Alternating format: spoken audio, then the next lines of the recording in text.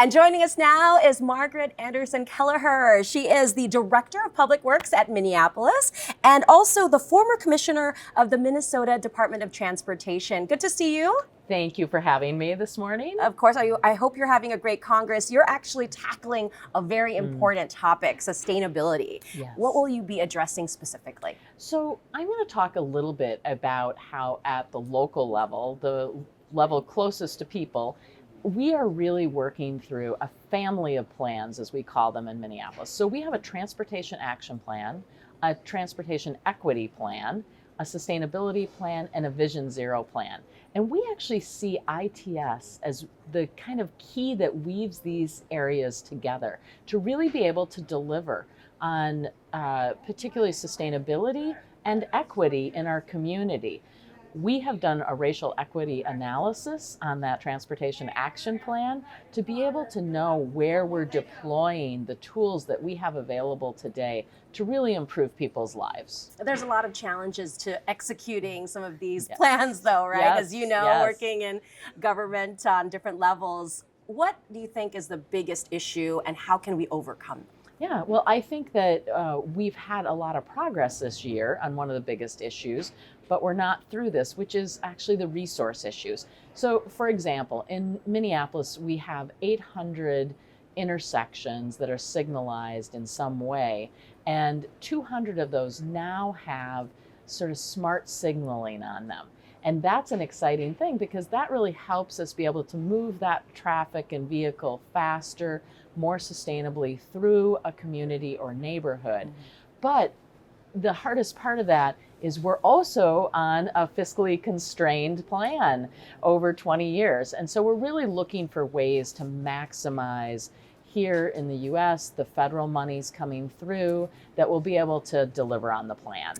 I know there were also some issues with maybe having the regulatory framework in place and some of that infrastructure. Are we moving in the right direction? Are you seeing that change and open up, not just in your area, but across the country? Yeah, I see that in Minneapolis itself, people are pretty open. The policy leaders are pretty open to the use of technology to advance the goals that we have, goals of sustainability, of equity.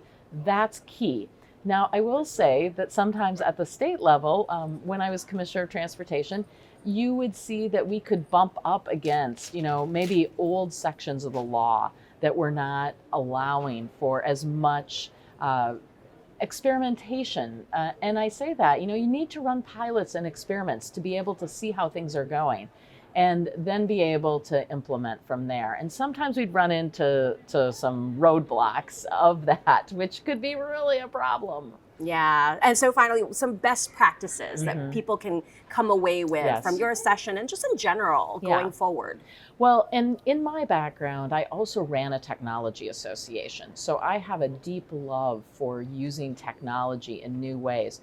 But in my role as Public Works Director, it's not to use technology just for technology's sake.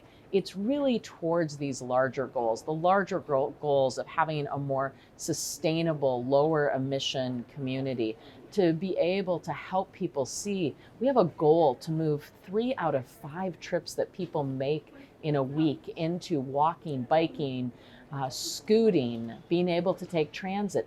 All of those things come because we're able to use better technology, things like signal prioritization for buses.